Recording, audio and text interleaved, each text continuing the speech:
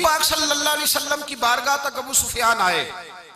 अबू सुफियान कहते मुझे उम्मीद नहीं थी, अभी सोच नहीं ना बदली थी, कहते मुझे उम्मीद नहीं थी, मेरा ख्याल था वो शिकवे करेंगे, शिकायतें करेंगे, वो कहेंगे तुमने भी तो बड़ा कुछ किया है ना। अबू सुफियान कहते हैं मैं कुर्बान जाऊं, मैंने ये रंग देखा तो मदीने की फिजा वैसे ही बड़ी ठंडी थी, लेकिन मुस्तफ़ा करीम के साथ जब मैंने बात की तो मेरे वजूद पर गिरिया तारी हो गया, मेरे ऊपर कैफियत तारी हो गई, मैं तड़पने लगा। कहते हैं मैंने कहा महबूबा मैं आया हूं, आपका कलमा पढ़ते ही समामा ने गंदम बंद कर दी है, बारिशें रुक गई हैं, मक्के के लोग भूख और प्यास से मरने लगे हैं, महबूबा बेटियां रोती हैं, या रसूल अल्लाह माएँ उनकी छातियों में दूध खुश्क हो गया है, बच्चे बिलकते हैं।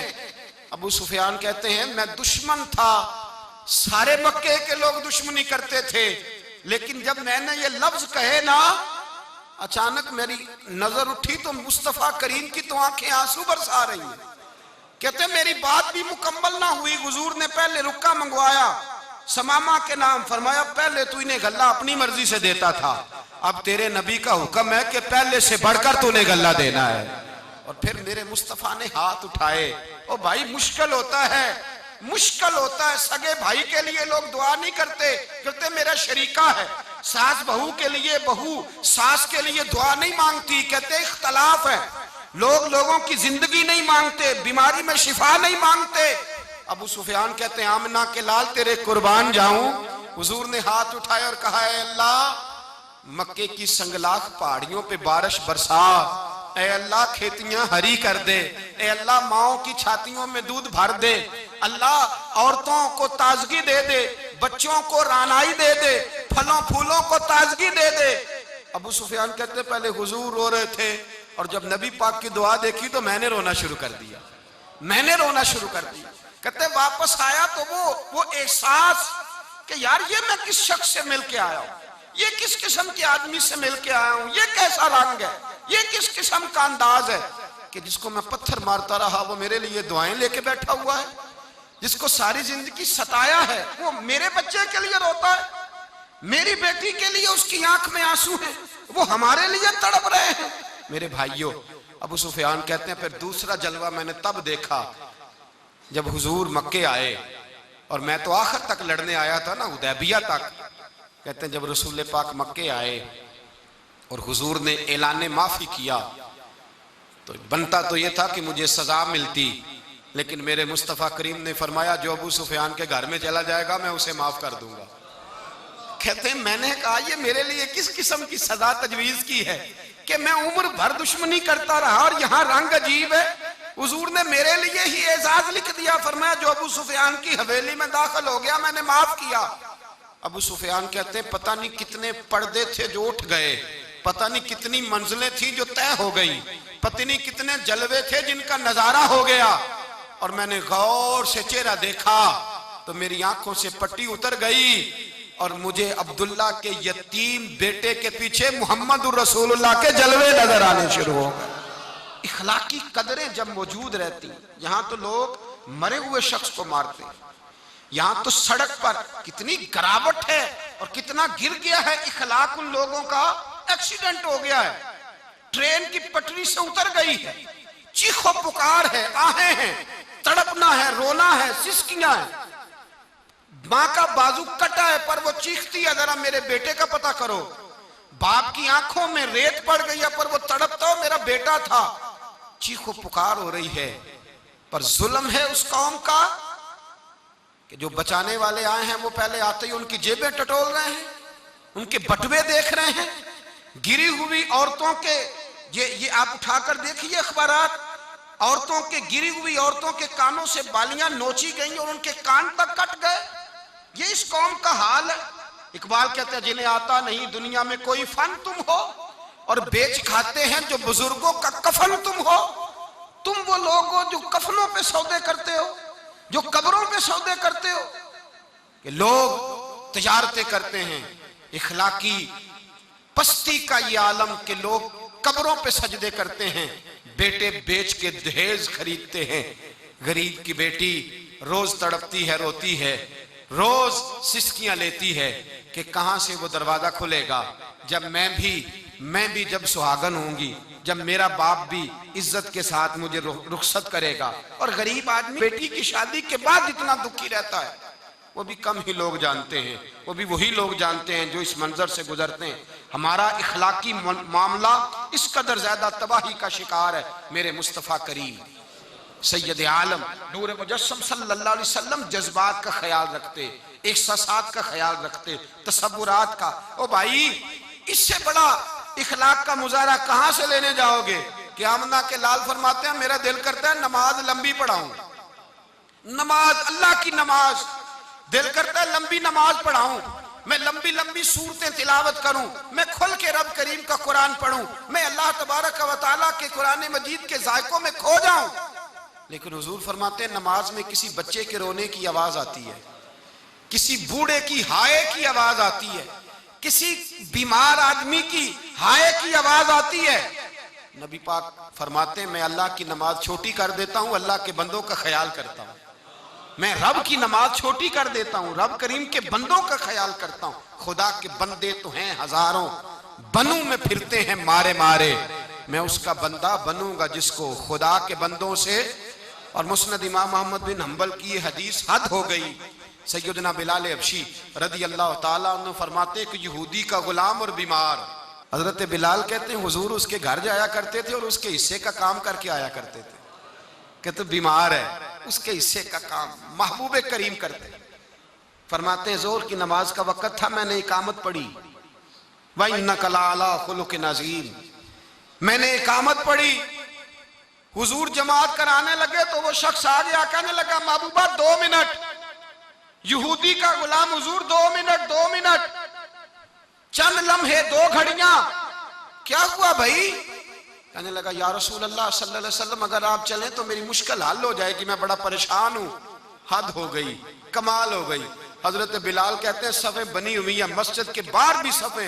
हुजूर ने फरमाया बैठ जाओ नमाजियों, पहले मैं जरा इसका काम करके आऊं, फिर आके तुम्हें नमाज पढ़ाता हूं, फिर आके तुम्हें। और यहाँ हाल यह है कि अज भी कीती जाते हो तो लहू भी पीती जाते हो, खो के माल यतीमां दा ते भेज मसीती जाते हो, फट दिलां दे सीते नहीं टोपियां सीती जाते हो, नफ्स ते छुरी फेर दे नहीं दुंबे कीती जाते हो, फर्ज भुलाई बैठे हो, नफला नीती जाते हो, दसो ते सही बुल्ले नूए की कुछ कीती जाते हो, दसो ते सही बुल्ले। यहाँ हाल ये है कि लोग महफिल नात करते हैं डक लगा के बड़ा सा, और सदारत चौधरी साहब की और मौलाना के पास आज इज्तिमा कसीर है, साथ वाला गरीब आदमी आके कहता है मौलाना मेरी अम्मा बीमार है, बूढ़ी है, शुगर की मरीज है, शदीद तकलीफ में। कहता चल दौड़ जा, अल्लाह का नाम ले रहा हूं।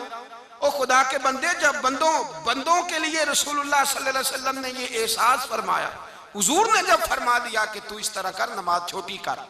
एक इमाम साहब लंबी नमाज पढ़ाते थे तो अल्लाह के रसूल सल्लल्लाहु अलैहि वसल्लम इस कदर नाराज हुए कि हुजूर ने फरमाया मैं लोगों को दीन के करीब करता हूं, तू दीन से दूर करता है, छोटी नमाज पढ़ाया कर, तुझे पता नहीं पीछे बीमार भी होते हैं, बूढ़े भी होते हैं, जब जमात करा तो छोटी कराया कर, और जब खुद पढ़े तो जितनी तेरा दिल करे लंबी पढ़े। मेरे भाई इखलाकियात, जरूरियात, सगा भाई करोड़ों में खेलता है और दूसरा भाई कौड़ी कौड़ी का मोहताज है, लेकिन उससे कहा जाओ भाई के साथ तावन कर तो कहते इसने मेहनत ही नहीं की, इसने जद्दोजहद ही नहीं की। भाई अकल बाजार में नहीं बिकती, हिम्मतें बाजार में नहीं बिकती, नसीब बाजार में नहीं बिकते, किस्मतें बाजार में। वो तो खुदा ने अपने फजल से तुझे नवाज दिया है और तू बन के बैठ गया कि नहीं मैं बड़ा समझदार था, बड़ा स्मार्ट था, मैंने मेहनत के साथ हासिल किया। दूसरे का एहसास जब आप करते हैं तो फिर मोहब्बतें बढ़ती हैं, फिर एक दूसरे के साथ खुलूस बढ़ता है, फिर आपस में रिश्ते मजबूत होते हैं, फिर ताल्लुकात ऐसे कायम होते हैं। हम सियासत की बुनियाद पर रिश्ते करते हैं, घरों के अंदर सियासत आ गई, हम मजहब के अंदर सियासत ले आए, मस्जिद में सियासत आ गई, हमने इखलाकी रवैयों को कमजोर कर दिया, हमारे अंदर जज्बा खैर खाई ना रहा, हमारे अंदर जज्बा मोहब्बत ना रहा, हमारे अंदर वो तवानाइयां, वो खुलूस, वो प्यार ना रहा। हुजूर के पास यहूदी आया जासूस बन के आया, नबी पाक सल्लल्लाहु अलैहि वसल्लम की जासूसी करने। रात को हुजूर अलैहिस्सलाम से कहने लगा मैंने आपके घर में रहना है। मैं बिस्मिल्लाह रहो। हुजूर ने अपने घर के अंदर चारपाई लगा के एक एक जौजा मुहतरमा से उजरा खाली करा के उसे सुलाया। क्या खाओगे? कहने लगा जो है ले आओ। बड़ा मोटा ताजा था, 4-5 बकरियों का दूध पी गया, खजूरे खा गया, सिरका खा गया। सुबह रसूल पाक नमाज के लिए तशरीफ ले गए। अब उसने इतना खाया कि रात को उसका पखाना और पेशाब बिस्तर पे ही निकल गया। हुजूर तशरीफ लाए। जब सरकार तशरीफ लाए तब तक शर्म के मारे उठ के भाग गया। लेकिन गलती ये हो गई कि सोने की अंगूठी पहनी हुई थी वो वहीं भूल गया। जब वो भूल गया कुएं पे जाके उसने गुस्ल किया, वापस लौटा। कहता जब मैं आया हूं तो मैंने देखा नबी पाक अपने दस्ते मुबारक से मेरा बिस्तर धो रहे हैं। हुजूर मेरा बिस्तर धो रहे हैं। नबी पाक सल्लल्लाहु, अब मेरा ख्याल, अब चूंकि अंगूठी की मजबूरी थी, माल छोड़ नहीं सकता था, अब मेरा ख्याल था कि सख्त सुस्त कहेंगे मैं सुन लूंगा। कहते हैं जब मैं दरवाजा रसूल से दाखिल हुआ अंदर तो नबी पाक सल्लल्लाहु अलैहि वसल्लम मेरी तरफ देखा और हुजूर मुस्कुराए। हुजूर मुस्कुराए और हुजूर ने मुस्कुरा के फरमाया कि आप कहाँ गए थे? नहाने गए थे? मैंने बिस्तर साफ कर दिया है, ये आपकी अंगूठी पड़ी है, आप बैठिए मैं नाश्ता लेके आता हूँ। कहते रसूल पाक जैसे ही कदम बाहर रखने लगे मैं चीख के पीछे भागा।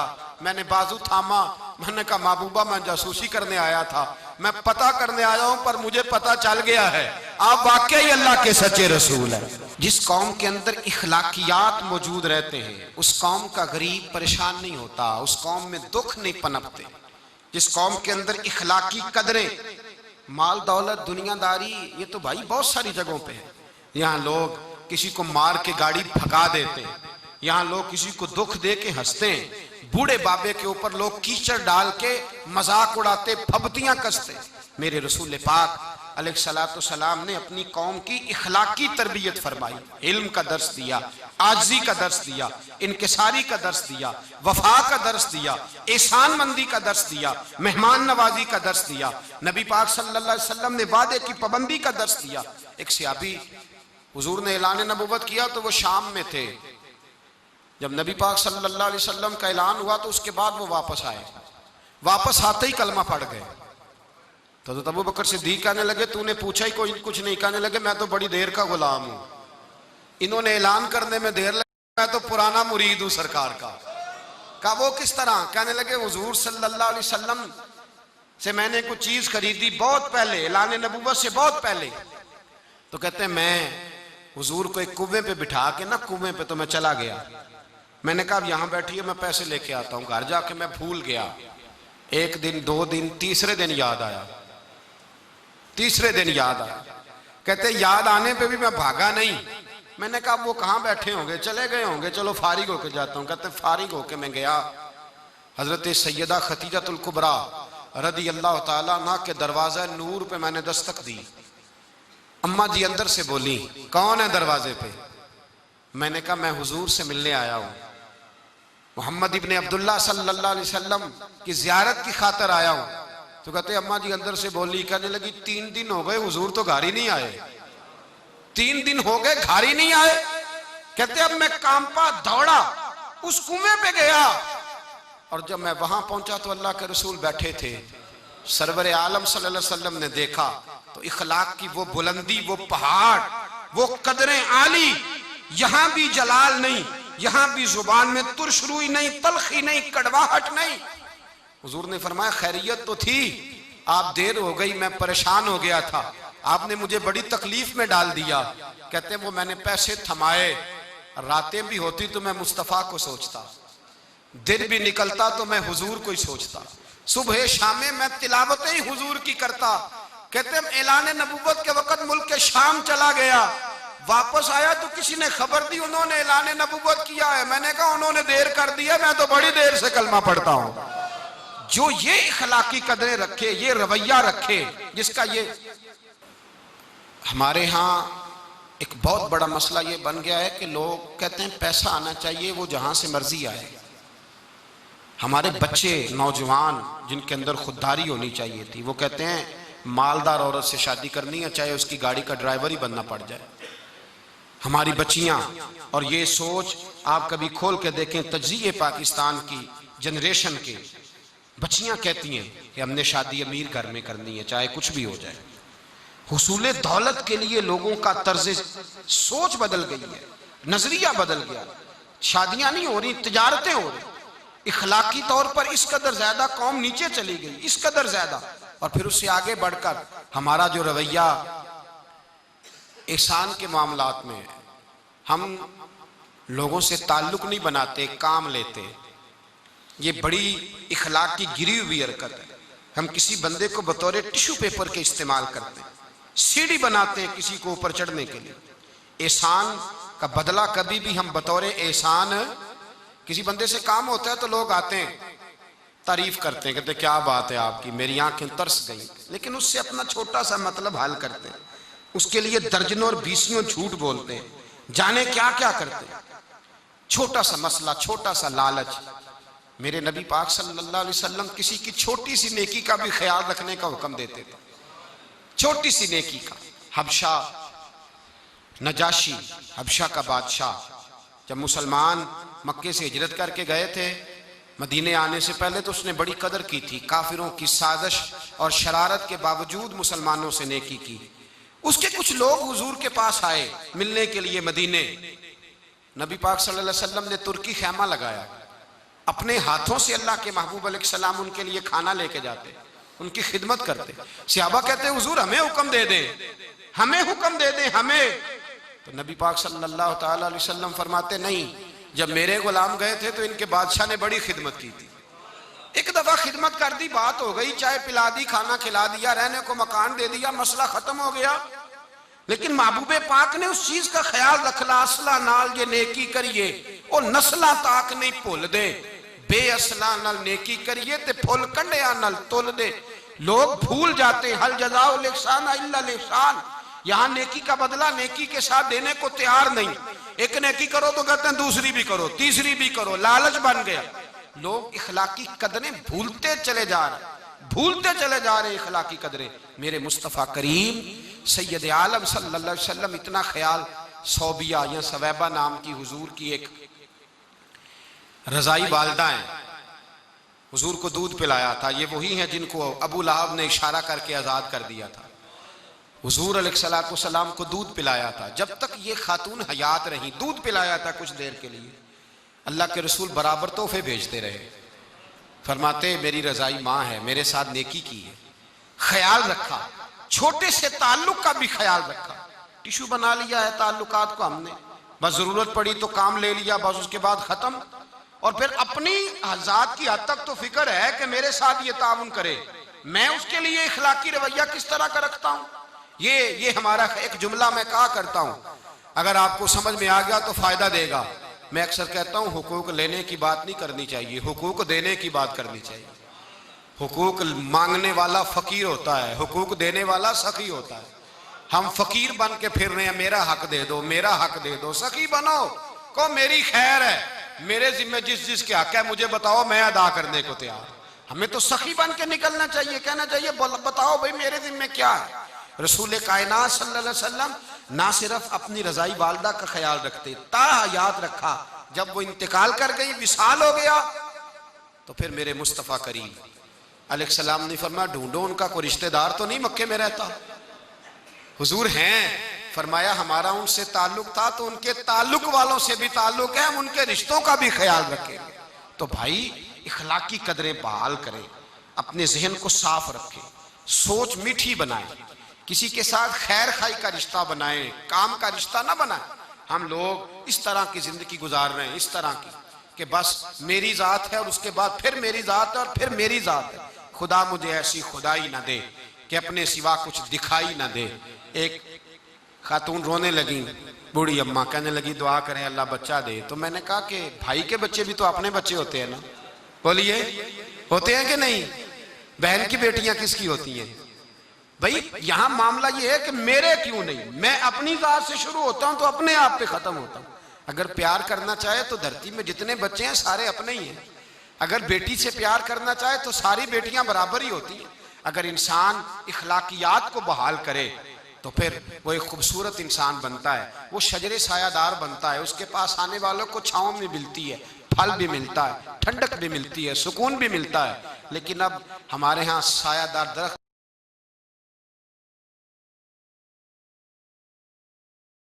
के इखलाक का सदका अता फरमाए, अल्लाह समझने की तौफीक अता फरमाए।